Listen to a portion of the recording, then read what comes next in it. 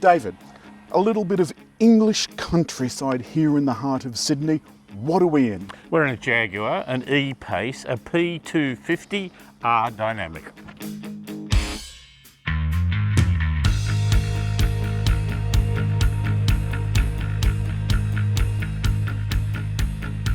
That's a very short, tall car. It's got a reasonable nose with a stubby tail in a way. Very stubby. Have a look at that. But look, come around the front. I want to show you this. Part of the upgrade to the front was a redesigned grille and redesigned headlights with double J-blade daytime running lights and a fancy indicator. Not only that, there is the option of the pixelated headlights that we've demonstrated in other Jaguar videos, and it shapes the light so that oncoming traffic or pedestrians aren't dazzled. A lot of reflectors in here. You remember we talked about that last time. Yeah. A solid pod, but a one that looks with a nice little pattern on it. It's got a nice little pattern, it's got a nice grille. I mean, the thing is that this is the smallest of Jaguar's SUVs, and it's the XE size car. So really all they've done is they've kind of stuck a bike pump in it and blown it up. And this is what you've got.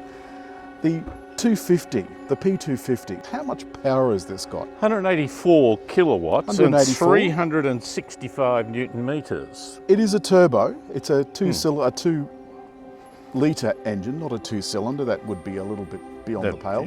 Jaguar people are having to come to grips with it's a 4-cylinder, and that's hard enough, Alan. Yeah, and I feel a little bit that way myself. A nice Jaguar straight 6 is what I prefer. However, this has more power than most of the old Jaguar straight 6s. Yes, So the first D-Type had 165 horsepower, I think. Yeah, and that was a racing car. 9-speed automatic gearbox and all-wheel drive. And it feels quite nice to drive, though. Well, I think you thought the gearbox is a little bit shifty, and I don't mean in a good way. Nah, the take-up of it wasn't as comfortable and as smooth as I liked. I liked it, but let's have a look at the outside first. Come around the back and we'll have a look at the cargo space. You'll notice that this has the newer generation of Jaguar and Range Rover, Land Rover lights, so they're sort of squared off rather than the little rounded bits they used to have. But the tailgate is electric. It gives you access to quite a decent sized boot. And the good thing about this is that underneath we do have a physical spare, albeit a space saver. It's not insignificant. And the seats go down 40, 40, 20. Yes. In this lovely burgundy colour. But we'll have a look at that inside.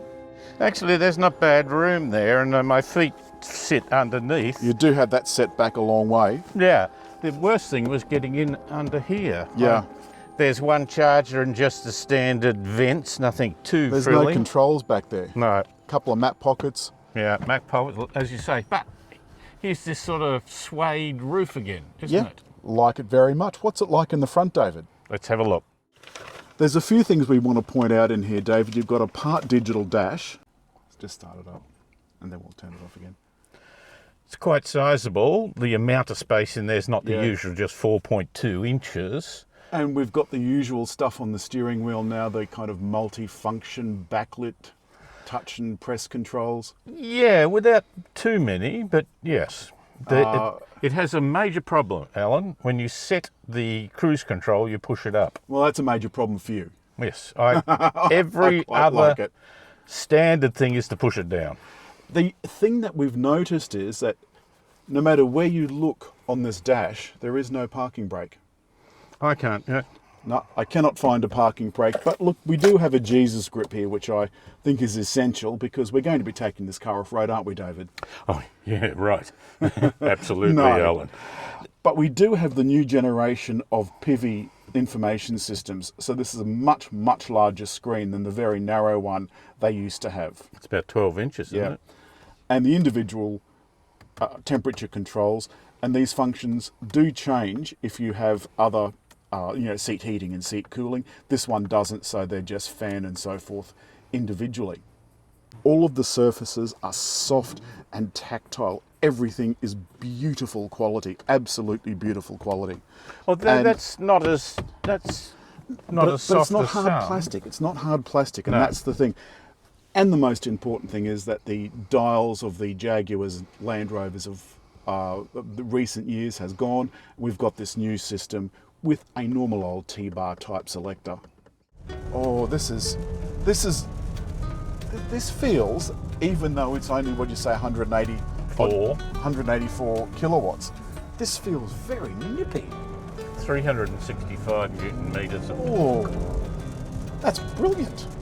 That really is brilliant, David. That's more than enough. To go up to over 200 is almost academic in most cases. Well, look, I'm always saying that more power is always better, and I think in most cases it is. In this case, we've still got tons of torque. What did you say, 365? That's enough for most people. The steering is speed sensitive, it's electric, so it's delightfully light at low speed, beautiful on the highway. We'll see that in a minute. And Alan, just delightful. In the wet weather, it's also all-wheel drive. Ah, now you like that. Did you take it to your favourite corner? Uphill and left turn? Uphill, left turn. No, I haven't. It normally goes horribly wrong for him. Let that nice gent in, lady or whatever. I am slightly concerned that this doesn't have a handbrake, or it doesn't have a lever for the handbrake or parking brake. I think that's probably not my preferred option. The selectors. Yeah. Now, pulling out onto a busy road, your complaint about this was that you thought the turbo was a bit too laggy, and that when it came in with a burst. I just found that it wasn't easy to get a nice flow to it. There's a couple of times someone was coming to me and I thought, oh, I'll move forward a little bit.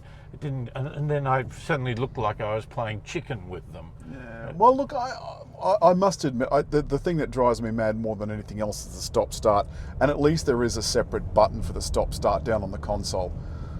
I'm not so, the takeoff hasn't worried me that much. Once you get up and going, I think it's good. It flows nicely.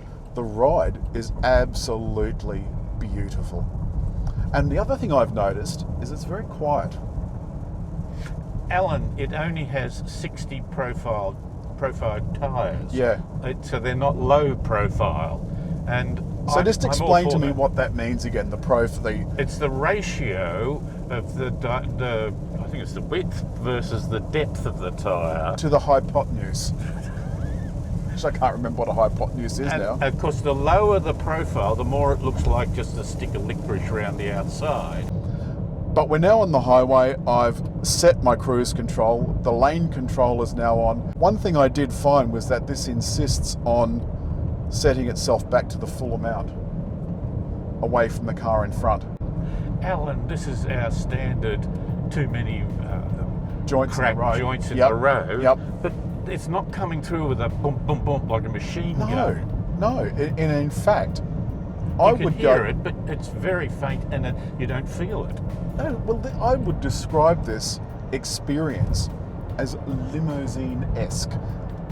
Now, we've made a lot of the last few months of Jaguars XJ being cancelled, and I think that's really unfortunate.